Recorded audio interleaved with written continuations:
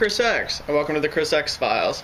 Today I am talking about Justice League Doom, the newest from DC's animated universe. Today I'm alone, I'm outside, there are kids next door jumping on the trampoline endlessly, and my hair is wet because I just got off of work and had to shower. Caleb's not here because he already watched this movie since he bought it Tuesday and was excited and didn't wait for me because he's a bad friend. Justice League Doom, I have high hopes for it. It's funny, DC and Marvel, they're always going head-to-head on comics. They're always going head-to-head on the live-action movies, sort of. But with the cartoon movies, it is no contest. Marvel's animated movies are not good. The Iron Man movie was not entertaining at all. I was bored out of my mind. And it's Iron Man. You're supposed to make him awesome. Now, of course, Marvel produces more live-action movies. They put more of their focus there, and they're usually pretty damn good when you compare it to stuff like Green Lantern or Superman Returns. Of course, DC has the Batman live-action, which, come on, you can't compete with that, Marvel. But, man, DC owns them with the animated movies. When you have stuff like Mask of the Phantasm, Crisis on Two Earths, All-Star Superman, Green Lantern First Flight, you just can't compete. It's all really high quality and really, really good. And they get great actors. What I gotta say, the only one I haven't liked was Batman Year One, the most recent one. And I don't know, I think the comic itself that it's based on is kind of boring, which I might get some hate for that, but I didn't like it that much. I mean, it's an origin, which is good, but everybody knows Batman's origin. It's fine, but the movie was just kind of okay. Now, Justice League Doom, it is based off of one of my favorite Justice League story arcs, Tower of Babel, which is when the baddies, they break into Batman's failsafe codes and find his plans on how to defeat each superhero in case they were ever to go rogue. So they know how to beat Superman, The Flash, Cyborg, Martian Manhunter, Wonder Woman, which, I mean, of course makes Batman look like the biggest badass on the planet, but it also had some great action. It, destroyed some trust that the rest of the league had for trust that the rest of the league had for Batman.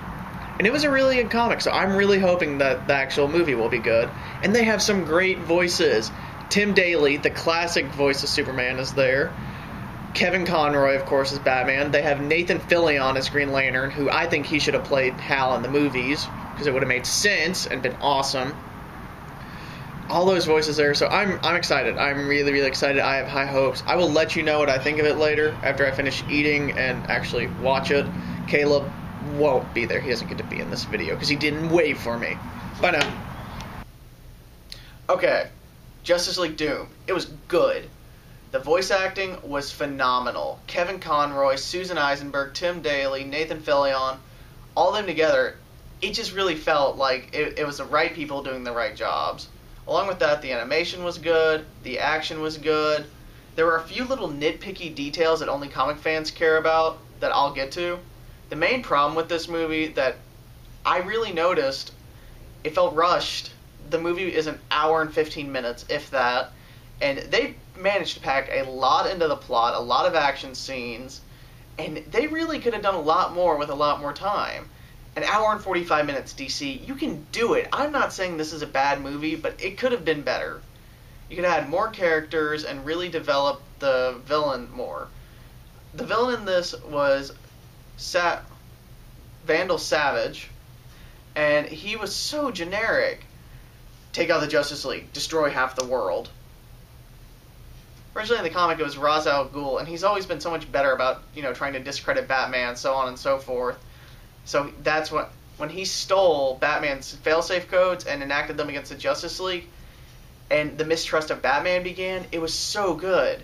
The mistrust of Batman and the other heroes feeling betrayed, that got touched on in about the last 3 minutes of the movie, and then the credits rolled. So I feel like that was just a little facet of the comic that could have been explored in the movie that really wasn't touched upon enough. The little nitpicky problems with the movie, like I said, Ra's al Ghul versus Vandal Savage, and then there was just one detail that really drove me and Caleb crazy, and he noticed it since he watched it, and then he asked me if I thought I could catch it. 30 seconds in, I caught it. It is the Barry Allen version of the Flash in the movie, and he's wearing the Wally West version of the Flash costume. And people watching this are going, what the hell, who cares? I care. And that might make me a little bit of an OCD freak, but that's okay. But these are nothing that should scare you off from the movie. See it. It's a good addition to the DC Animated Universe collection. It's much better than Batman Year One was. Go pick it up. It's good. I would watch this again. I really enjoyed seeing Cyborg as part of the Justice League. I wish that Aquaman had been there. I could give or take Plastic Man. But come on, Aquaman's awesome! He's up there with Batman now. Seriously. I'm not making that up. That was really lame of me to say, but it's true. Aquaman's awesome. So give him more love, DC. All in all, I'd like to see more of this lineup at the Justice League with longer DVD releases. So come on, go for it, DC. But if you can, pick this movie up. It's a good watch.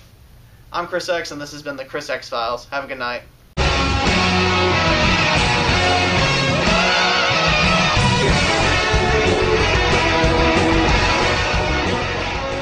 Okay, 5 or 6 lucky shots. Anyway, that's not the point. Aha! As I suspected. 32 flavors.